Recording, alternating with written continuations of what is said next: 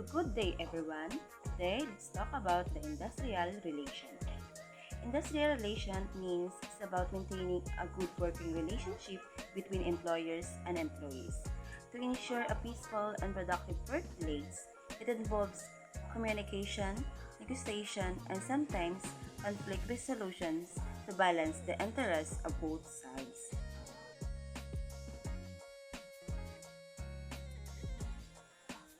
It denotes relation of all those associated and productive work including industry, agriculture, commerce, mining, finance, transports, and other services.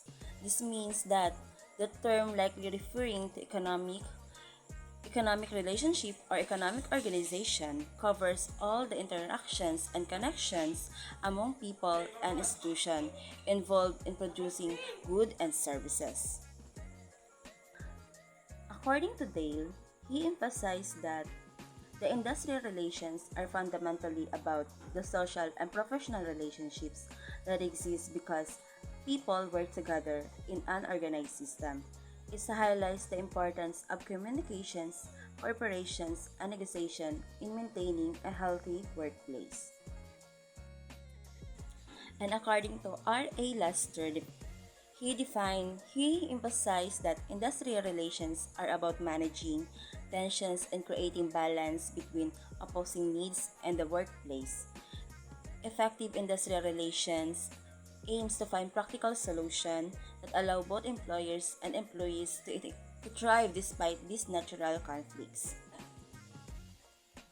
The ILO emphasized that the primary aim of industrial relation is to create a stable job, respectful and fair relationship between workers and employers, which is essential for both workplace efficiency and social harmony. The unitary perspective in industrial relations views the organization as a unified and harmonious whole, much likely one happy family. This approach assumes that everyone within the organization, management, and staff and workers share the same goals, interests, and values. It promotes the idea that there is common purpose among all members and that conflicts are unneutral and arise from misunderstanding or poor communications. The perspective emphasized strong leadership and expert employees to be loyal, committed, and aligned with the organization objectives. Trade unions under this view are often seen as unnecessary or even obstructive, since the assumption is that effective communication and shared interests may conflict, avoidable, while the unitary perspective encourages teamwork, cooperation, and organization commitment. It has been criticized for being overly idealistic. Critics argue that it overlooks the possibility of genuine conflicts of interest between employers and employees and tends to ignore trade union the important role trade unions play in representing workers' concerns. The pluralistic views the organization as a collection of different powerful subgroups, primarily management and trade unions, with its own interests, objectives, and leadership. Unlike the unitary approach, pluralism recognizes that conflict between these groups are both natural and unavoidable, especially when it comes to issues like the distribution of profits, working conditions, or job security. And accept the managers and workers may have different priorities, and as a result, industrial conflict is seen as a normal part of organizational life. Within this framework, trade unions play a legitimate and important role in representing workers' interests.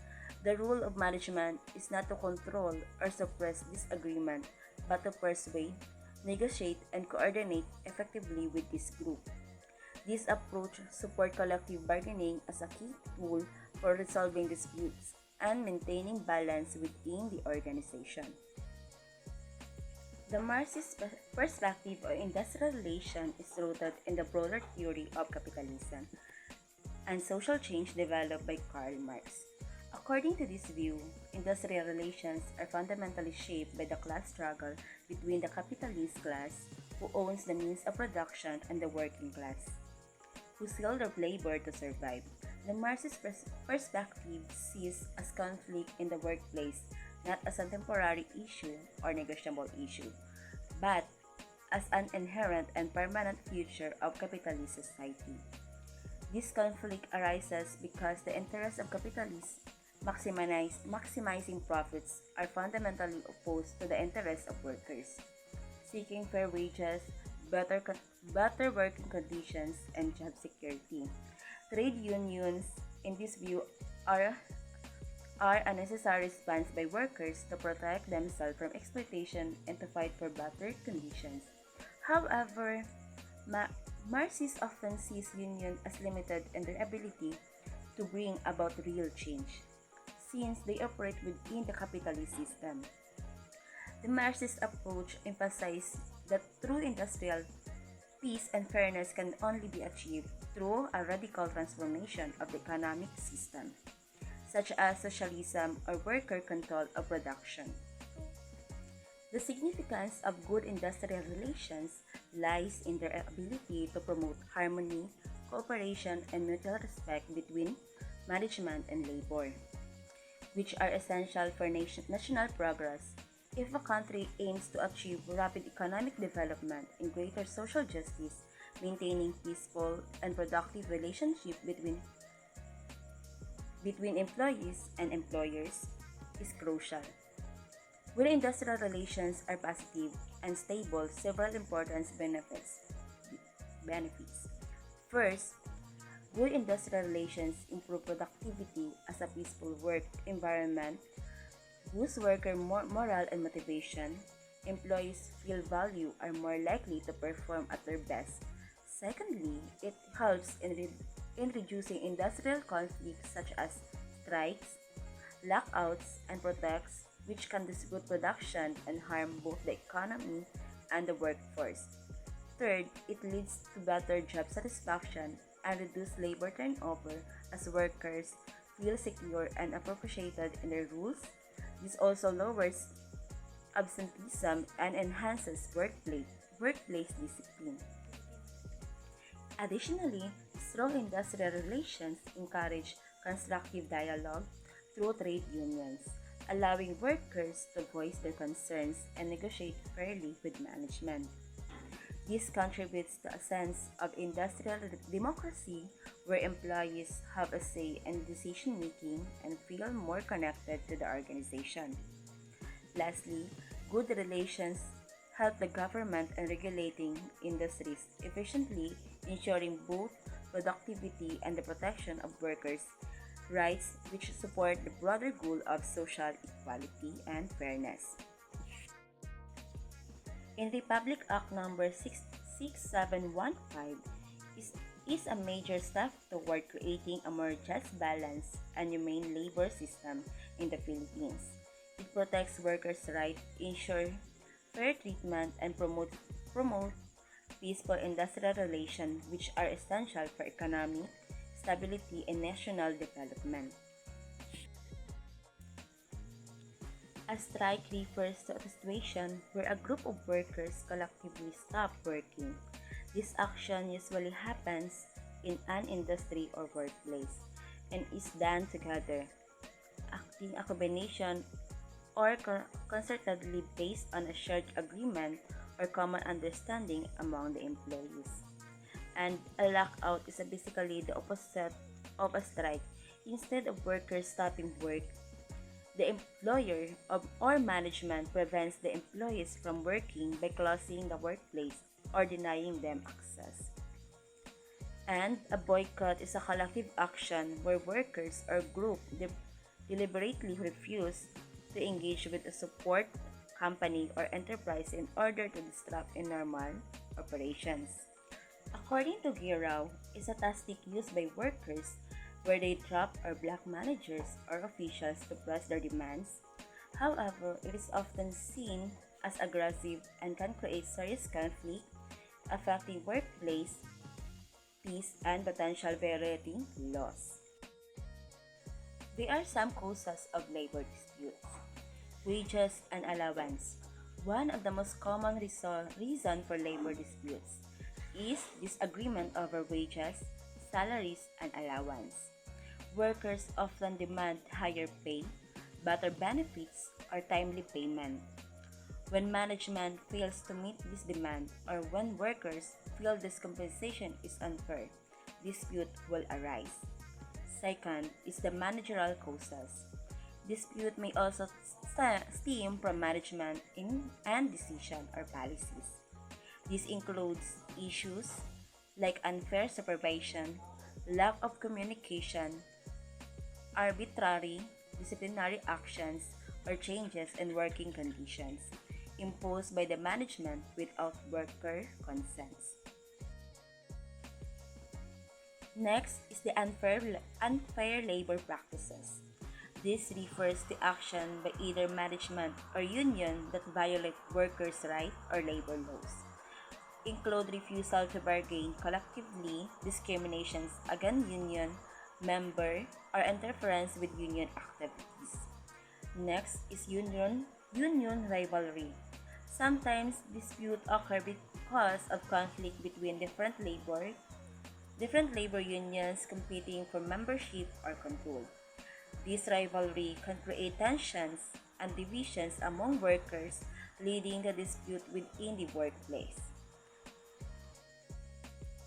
If there is a causes of labor disputes, there is also a prevention of labor disputes. Preventing labor dispute is crucial to maintaining a healthy working environment and smooth operations. There are ways to prevent conflict between workers and management. First is the effective communication, open and honest communication between management and employees. Help address concerns before they escalate. Regular meetings, suggestion boxes, and grievance producers allow workers to express issues early. Second is the collective bargaining. Encouraging genuine collective bargaining ensures that both parties negotiate terms such as wages, benefits, and working conditions firmly, helping avoid misunderstanding and disagreement. Next is fair and consistent management practices. Applying rules and policies fairly, avoiding favoritism, and ensuring transparency in decision reduce resentment and mistrust among workers. Next is prompt handling of grievance. Establishing a clear grievance procedure and resolving complaints quickly and fairly prevents minor problems from growing into disputes. Next is the promoting good labor management relations. Building mutual trust and respect through cooperative programs, joint committees, and social activities foster a positive workplace culture to avoid conflict with each other. Next one is the training and education. Providing training for both management and workers on labor laws, right, and conflict resolution techniques help prevent misunderstanding and equips both sides to handle disagreement constructively. Industrial relations play a vital role in fostering a harmonious and productive work environment by promoting open communication, fair negotiation, and mutual respect between employers and employees. Industrial relations help prevent conflicts and ensure smooth operations. A strong industrial relation system benefits not only the workforce and management, but also contributes to the overall growth and stability of industries and the economy. Effective management of labor relations is essential for maintaining workplace peace and advancing shared